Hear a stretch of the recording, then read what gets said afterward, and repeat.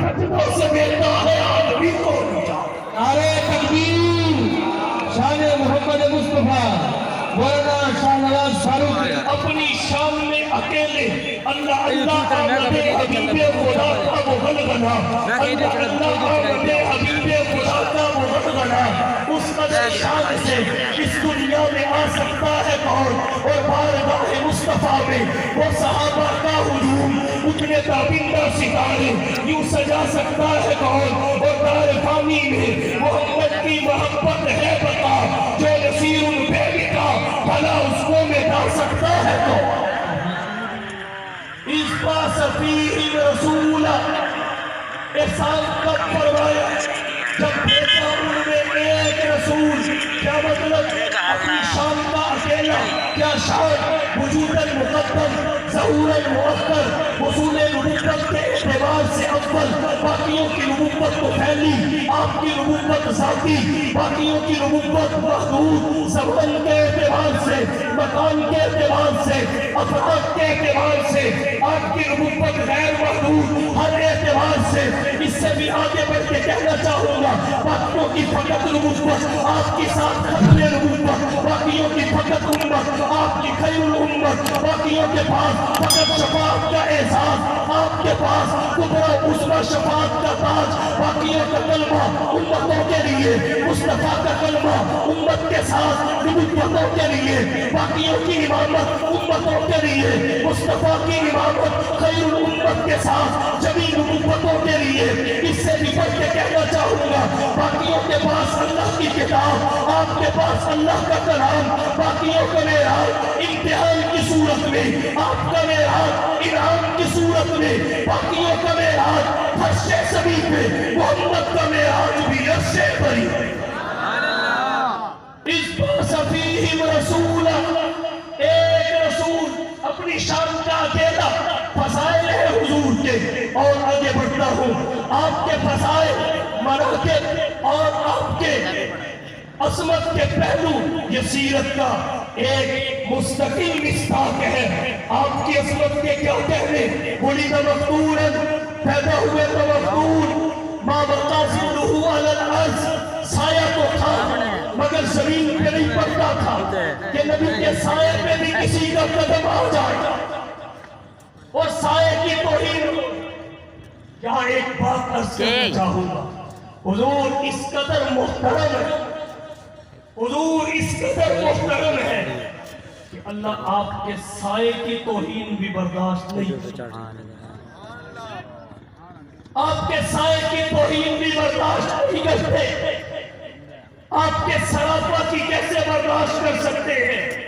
آج فرانس میں حکومتی سرپرستی میں حضور کے خاکے شائع کر کے آپ کی بدترین توہین کی گئی۔ یاد رکھیے، حضور کی حرمت اور ناموس کا تحفظ امت مسلمہ کا اولین فریضہ ہے، جس میں نہ تاخیر کی اجازت ہے، نہ قضا کی گنجائش، اور ہو بھی کیسے؟ کسی بھی شخص کی توہین کے دو ظاہری اسباب ہوتے ہیں، نمبر ایک اس کا بدصورت ہونا، نمبر دو اس کا بدکردار ہونا۔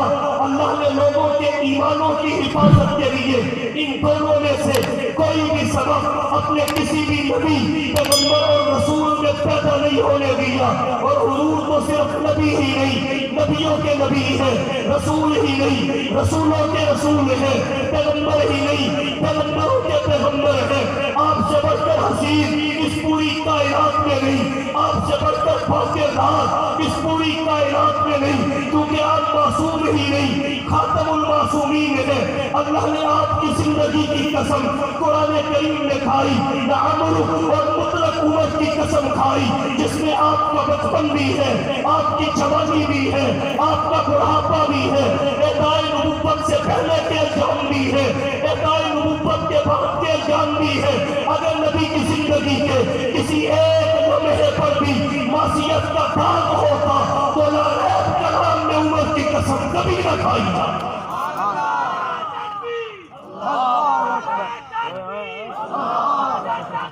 اگر اس کے باوجود کوئی حضور کی توہین کرتا ہے، آپ کی گستاخی کرتا ہے تو یاد رکھ لیجئے وہ مسلمانوں کا مجرم نہیں، وہ انسانیت کا مجرم ہے، وہ مذہب اسلام کا مجرم نہیں، وہ یہودی مذہب کا مجرم بھی ہے، عیسائی مذہب کا مجرم بھی ہے، وہ قرآن کا مجرم نہیں ہے، وہ تورات کا مجرم بھی ہے، انجیل کا مجرم بھی ہے، زبور کا مجرم بھی ہے، تمام آسمانی کتابوں اور آسمانی تعلیمات کا مجرم ہے۔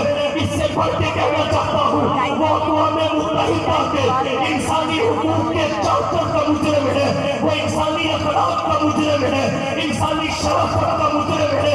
اس لیے میں مطالبہ یہ کرنا چاہوں گا اپنے وقت کے حکمرانوں سے، تمام مسلم حکمرانوں سے یہ درخواست کرنا چاہوں گا، یہ مطالبہ کیا جائے کہ عالمی سطح پہ اس بات پہ بحث کی جائے کہ کسی نبی کی توہین یہ جرم ہے یا آزادی اظہار رائے ہے۔ آزادی اظہار رائے کا نام دے کر انبیاء کی توہین کی اجازت کسی صورت نہیں دی جا سکتی۔ میں پوچھنا چاہتا ہوں مقدس شخصیات کی توہین آزادی اظہار رائے میں کب سے شامل ہوئی ہے؟ اگر آزادی اظہار رائے اگر واقعتاً کوئی شے ہے پھر وہ لنگڑی نہیں ہونی چاہیے، لولی نہیں ہونی چاہیے، وہ بے اصول چیز نہیں ہونی چاہیے، اس کے اصول ہونے چاہیے، اس کے آداب ہونے چاہیے، اس کی حدود ہونی چاہیے، اس کی قیود ہونی چاہیے۔ توہین انبیاء آزادی اظہار میں کبھی بھی شامل نہیں ہو سکتی۔ اور واقعتاً تم بھی سے مانتے ہو اگر آزادی اظہار رائے اس قدر آزاد ہوتی تو پھر ہولوکاسٹ کا انکار کیوں نہیں کرنے دیا جاتا؟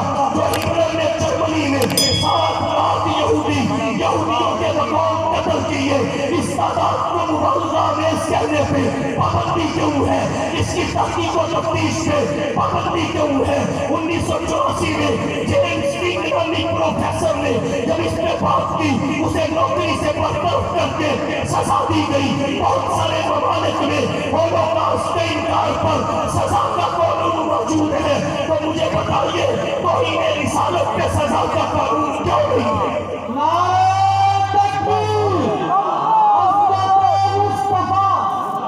توہین انبیاء آزادی اظہار میں نہیں آ سکتی، نہیں آ سکتی۔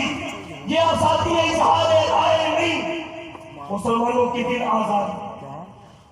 اور جب تمہاری بات آتی ہے کہتے ہو ہولوکاسٹ پہ بات نہ، ہماری دل آزاری ہوتی ہے، ہمارے جذبات مجروح ہوتے ہیں۔ میں پوچھنا چاہتا ہوں مسلمانوں کے سینوں میں دل نہیں ہے؟ مسلمانوں کے جذبات نہیں ہے؟ ہمارے نبی کی جس طرح توہین کرنا چاہو کرو، کہتے ہو مسلمانوں میں برداشت نہیں۔ یاد رکھیے اسلام سے بڑھ کر رواداری کسی مذہب میں نہیں ہے۔ یہودیوں میں آپ کو محمد نام کا بچہ نہیں ملے گا، مسلمانوں میں موسیٰ اور ہارون نام کے ملیں گے، عیسائیوں میں آپ کو محمد نام کا بچہ نہیں ملے گا، مسلمانوں میں عیسیٰ نام کے متعدد ملیں گے، یہودیوں میں آپ کو عائشہ اور خدیجہ نہیں ملے گی، عیسائیوں میں عائشہ اور خدیجہ نہیں ملے گی، مسلمانوں میں آپ کو آسیہ بھی ملے گی، مسلمانوں میں آپ کو مریم بھی ملے گی۔ ہماری تعلیمات یہ ہے کہ جب تک قرآن کے ساتھ باقی کتابوں پہ ایمان نہیں تم مسلمان نہیں، جب تک حضور کی رسالت کے ساتھ دیگر کی رسالت پہ ایمان نہیں تم مسلمان نہیں۔ آمنت باللہ و ملائکتہ، کتابی ہی نہیں کتبی ہی، رسولی ہی نہیں رسولی ہی، یہ رواداری ہے اسلام میں، لیکن حضور کی امت کے لیے جذبات کا مستعد ہونا یہ دینی حمیت ہے، اسے عدم برداشت نہیں کہا جا سکتا۔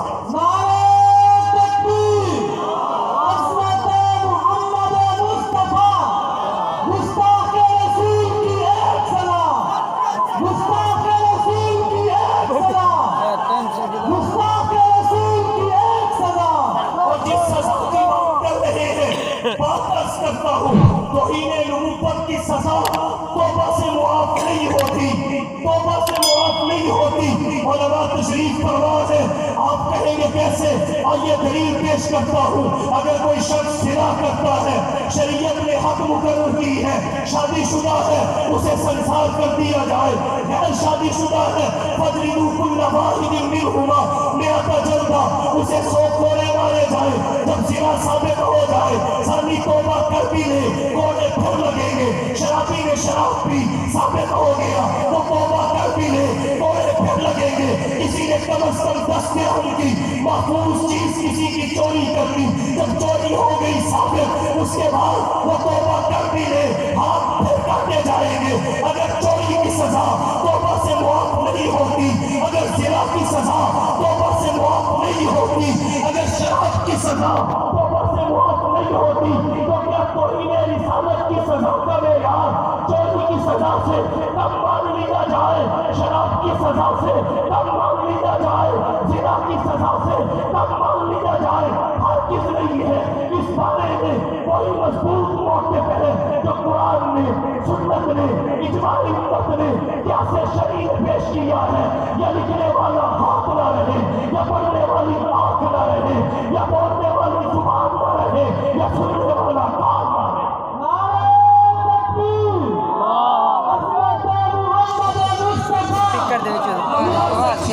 روزہ اچھا، حج اچھا، زکات اچھی، مگر باوجود اس کے میں مسلمان ہو نہیں سکتا۔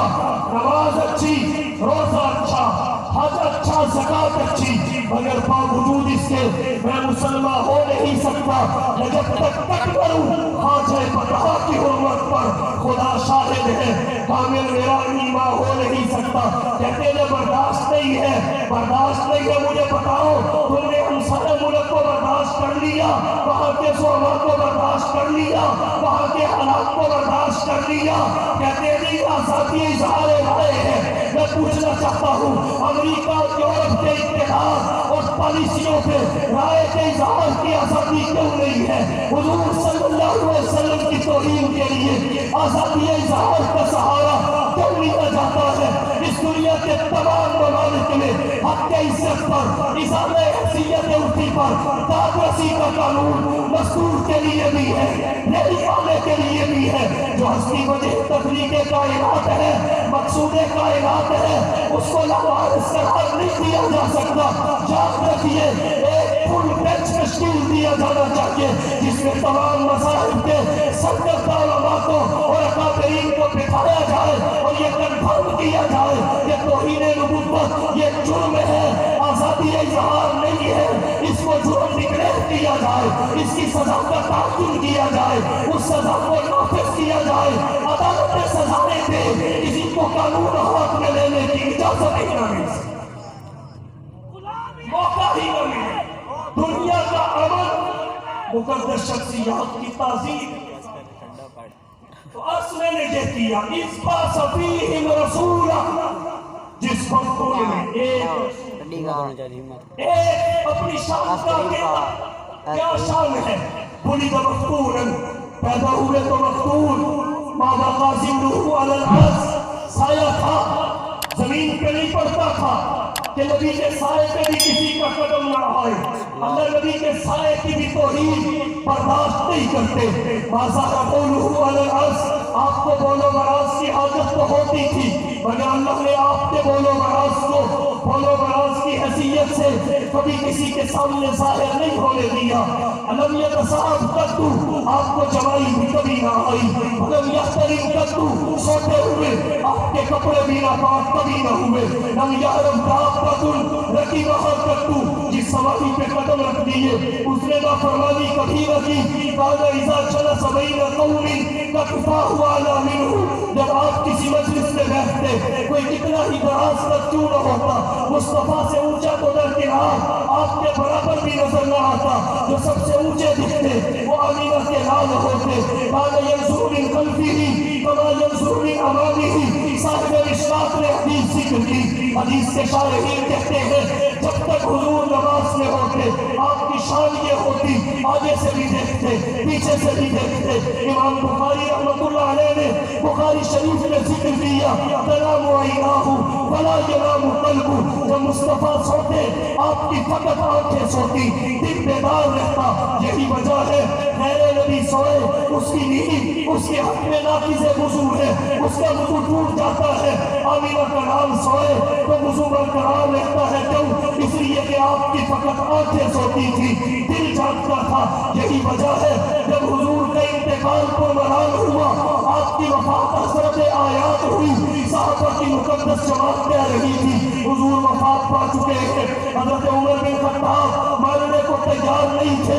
इस इख्तिलाफ की वजह क्या थी? मुहक्किक उलमा फरमाते हैं इख्तिलाफ की वजह यह थी सहाबा की आंखें, सहाबा की निगाहें और नजरें मुस्तफा की आंखों पे थी और आंखें सो जाती थी, और हज़रत उमर की नजर मुस्तफा के दिल पे थी और दिल मुस्तफा बेदार रहता है। इस बात फीहिम रसूला, एक साथ जब उन्होंने एक रसूल भेजा अपनी शान का अकेला अकेला, और फिर सवाल ये है रसूल को ले आए, उनकी आमद पर अल्लाह ने इंसान को इस वजाहत के साथ बयान नहीं किया, हुजूर की बेइज्जत पे बयान किया। इसकी वजह क्या है? मेरा ज़ौक़ और विजदान कहता है बाकी अंबिया के आने से कसरे नबुव्वत की फकत तामीर हुई, बाकी अंबिया के तशरीफ लाने से कसरे नबुव्वत की फकत तामीर हुई, और आमिना के लाल के तशरीफ लाने से तकमील हो। देखे तो तभी जब फीता का आपकी तशरीफ आखिरी से तामीर ही नहीं, तामीर की तकमील हुई है। तब अल्लाह ने फरमाया इस बात फीहिम रसूला, इतना बड़ा एहसान किया, ऐसा एहसान दुनिया में है ही कोई किसी को अपना महबूब नहीं देता, सब कुछ दे देता है, महबूब कोई किसी को नहीं देता। अल्लाह की फरियादी देखिए, अल्लाह ने हम जैसे गुनाहगारों को अपना महबूब दिया, फिर सिर्फ महबूब नहीं दिया, उनके पहले सब कुछ महबूब को दिया, पहले सब कुछ महबूब को दिया। इन्ना अतैनाकल कौसर, हबीब हमने आपको कौसर अता किया। साहिब बहरे मुहीत में, तफसीर बहरे मुहीत में कौसर के गालिबन 26 मानी लिखे। किसको जिक्र किया जाए, किसको ना जिक्र किया जाए। चलते हैं हज़रत अब्दुल्लाह बिन अब्बास के कदमों में। इमाम बुखारी रहमतुल्लाह अलैह फरमाते हैं, इब्न अब्बास कहते हैं अल कौसर अल खैरुल कसीर आताहुल्लाहु इय्या, कौसर उस खैर कसीर को कहते हैं जो अल्लाह ने फकत हुजूर की ज़ात गिरामी को अता किया। अब सवाल ये है खैर कसीर किसे कहते हैं?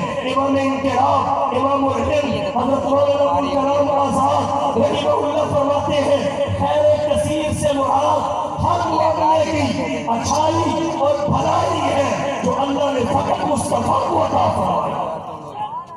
नबुव्वत एक नूर है, इसका आला फर्क हुजूर है। उम्मत एक नूर है, इसका आला फर्क हुजूर के पास। वही एक नूर है, इसका आला फर्क हुजूर के पास। इसलिए खैर कसीर से मुराद हर मामले की अच्छाई और भलाई। अल्लाह ने फरमाया हबीब शान था वो हम ये नहीं सुन रहा, इबादत जिक्र करके फरमाया दीगर जिंदगी में शामिल है। अब हर किस्म की इबादत आप हमारे लिए करके हमारे हो जाइए। जब हम आपके हो गए, जो आपकी शान शान था आपको देकर आप हमारे हो गए, शुक्राने के तौर पे हर इबादत हमारे लिए करके हम आपके हो गए, आप हमारे हो गए। इन नशानिया का हुआ अब पर मेरा दुश्मन खुद ही जल के आ जाएगा। इन खाके बनाने वालों का नाम नहीं रहेगा। तो अल्लाह ने अपना महबूब दिया, महबूब को पहले सब कुछ दिया। जब दामन अजमतों से भर गया, अजमतों से भरे हुए दामन समेत अल्लाह ने अपना हबीब हमें दे दिया। तो ये अल्लाह का सबसे बड़ा एहसान है। इस बात फीहिम रसूला कि अहले ईमान को अल्लाह ने एक रसूल निराली शान का दिया। और दूसरा एहसान क्या है? इन अनफुसिहिम, जिनको दिया उन्हीं में से दिया, जिनके लिए भेजा उन्हीं में से भेजा, मतलब उन्हीं की जिन्स से, उन्हीं की नौ से, ताकि रहनुमाई कामिल हो सके। क्योंकि फरिश्ते की जरूरियात वो नहीं है जो हमारी जरूरियात है, इसलिए उसे हमारी जरूरियात का احساس بھی نہیں ہے. جب احساس نہیں ہے تو تعلیمات میں کامل رہنمائی بھی ممکن نہیں ہے. تو اللہ کا احسان ایک یہ کہ آپ کو رسول بنا کے بھیجا، اور دوسرا یہ جن کے لیے بھیجا انہی میں سے بھیجا. بشر کے لیے سید البشر، انسان کے لیے انسان کامل، اس بات فیہ رسولہ. بات کو اختتام کی جانے کے چلتا ہوں اور جنگیوں میں سمیٹتا ہوں، لیکن ایک نقطہ عرض کرنا چاہوں گا. ایک قرات ہے من انفسہم، اور ایک قرات علماء نے یہاں اور لکھی ہے وہ ہے من انفسہم. اب ان دونوں قراتوں میں فرق کیا ہے؟ توجہ کیجیے. انفس نفس کی جمع ہے، انفس نفیس کا اس میں تفصیل ہے، انفس نفیس کا اس میں تفصیل ہے. نفیس نفاست والے کو کہتے ہیں، حسن و جمال والے کو کہتے ہیں، اور انفس زیادہ نفاست اور زیادہ حسن و جمال والے کو کہتے ہیں. تو یہاں انفس کے ہاتھ بھی ہے، لیکن یہ حضور کے لیے نہیں ہے، بلکہ جن میں سے آپ تشریف لائے، یعنی آپ کے اصول، آپ کے آباء و اجداد، جنہیں اللہ کا قرآن کہتا ہے وَتَقَلُّبَكَ فِي السَّاجِدِينَ، یہ ان کے لیے کہا گیا. جب ان کی نفاست اور جمال کا یہ عالم ہے، محمد مصطفیٰ کی نفاست اور جمال کا کیا عالم ہے؟ من انفسہم کیسے سمجھے؟ بانی دارالعلوم دیوبند، حجت الاسلام والمسلمین، قاسم العلوم والخیرات، منبع فیوض و برکات، صاحب آب حیات حضرت مولانا محمد قاسم نانوتوی رحمت اللہ علیہ جو رقم تراز ہوئے کہ سب سے پہلے مشیت کے انوار سے، سب سے پہلے مشیت کے انوار سے نقش روح محمد بنایا گیا، پھر اسی نقش سے لے کے روشنی بس میں کونوں مکا کو سجایا گیا. وہ محمد بھی، احمد بھی، محمود بھی، اس نے مطلق کا شاہد بھی، مشہود بھی، جو بھی عالم جہاں میں بنایا گیا اس کی رحمت سے اس کو سجایا گیا. اور حشر کا غم مجھے کس لیے ہو اے قاسم، میرا آقا ہے وہ، میرا مولا ہے وہ، جس کے قدموں میں جنت بسائی گئی، جس کے ہاتھوں سے کوثر لٹایا گیا. نعرہ تکبیر، عظمت محمد مصطفیٰ، شان صحابہ، ہر صحابی نبی، ہر صحابی نبی، نعرہ تکبیر. اب یہ نعرہ تقاضا کر رہا تھا کہ ایک موڑ کے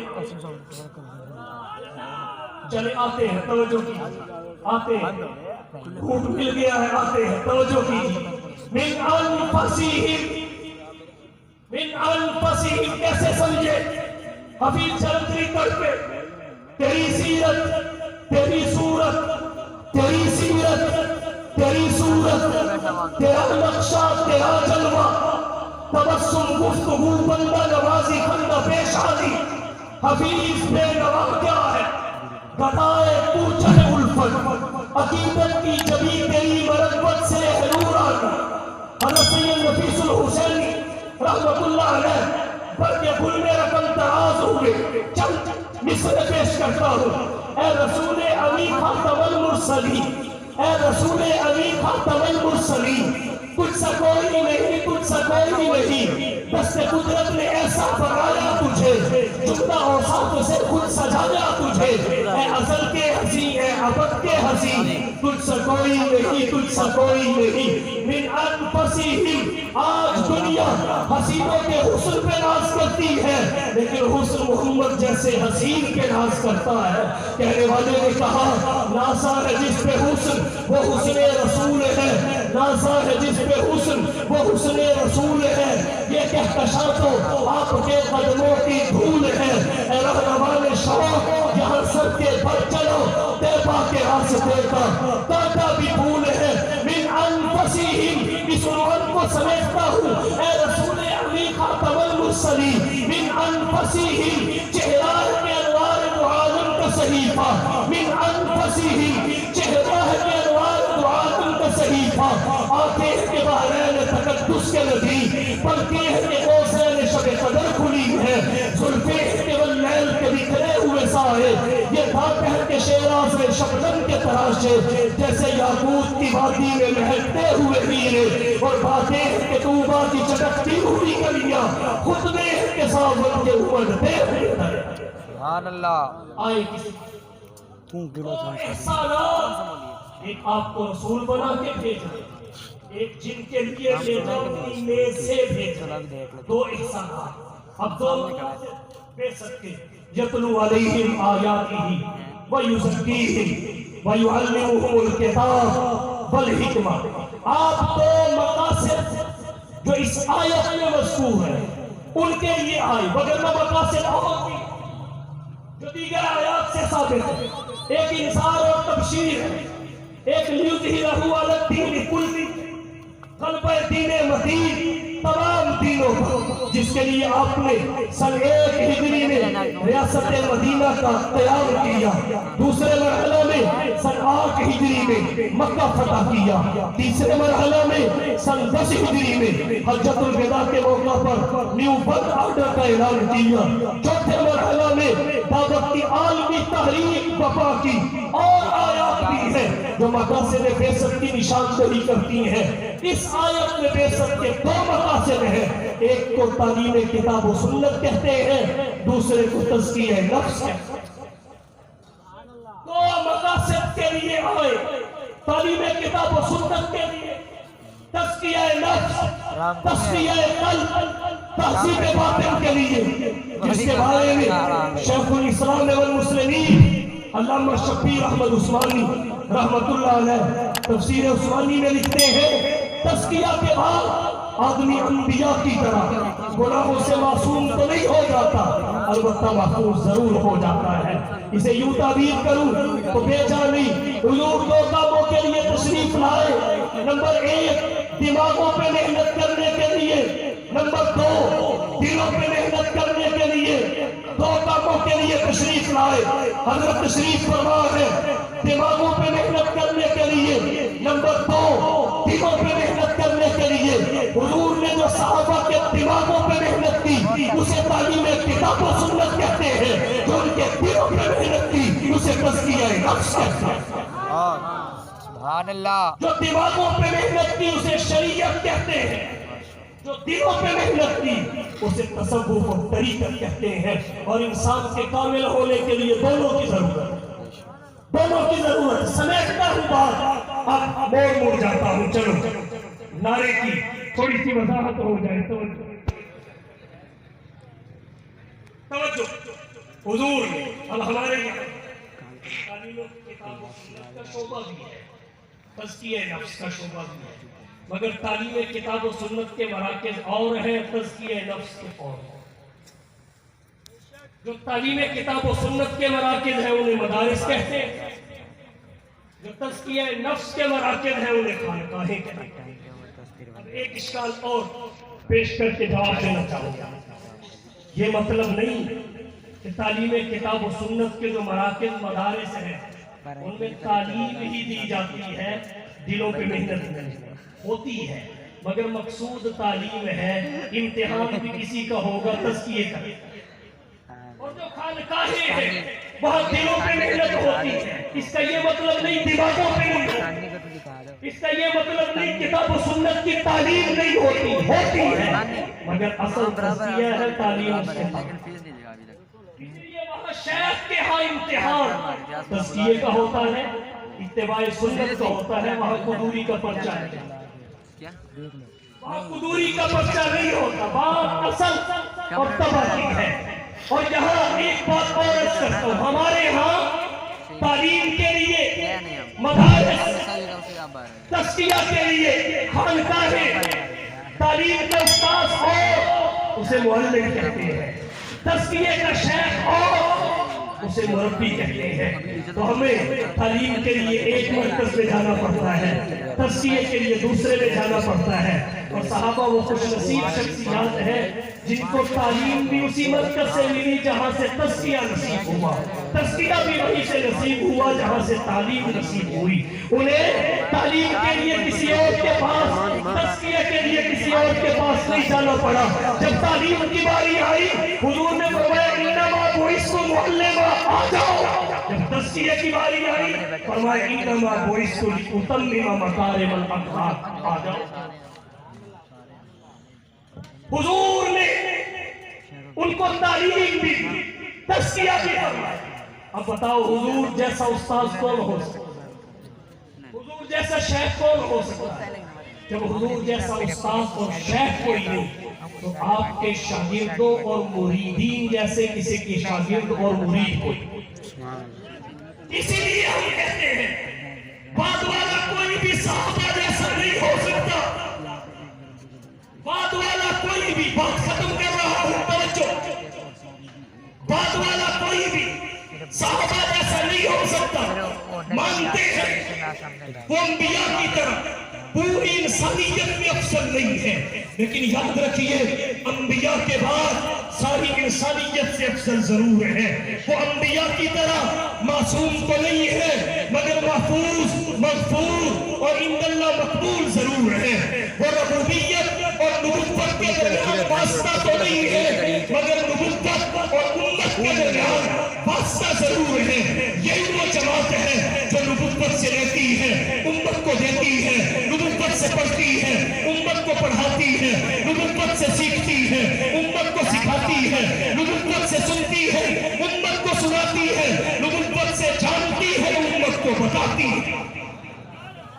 مانتا ہوں وہ ربوبیت اور نبوت کے درمیان واسطہ نہیں ہے مگر نبوت اور امت کے درمیان واسطہ ضرور ہے. جس طرح ربوبیت تک پہنچنے کے لیے نبوت کے قدموں میں آنا پڑتا ہے، ربوبیت اور انسانیت کے درمیان واسطہ نبوت ہے، اسی طرح نبوت اور امت کے درمیان واسطہ صحابیت ہے. جیسے مصطفیٰ کو نکال کے کوئی خدا تک نہیں پہنچ سکتا، ایسے ہی صحابہ کو نکال کے کوئی مصطفیٰ تک نہیں پہنچ سکتا. ان پہ قرآن اگرچہ اترا نہیں ہے مگر یاد رکھیے وہ قرآن کے اولین مخاطب اور محافظ ضرور ہے. وہ اسلام کے اوامر و نواہی کے موجب تو نہیں ہے مگر اسلام کے اولین ناقل اور شارع ضرور ہے.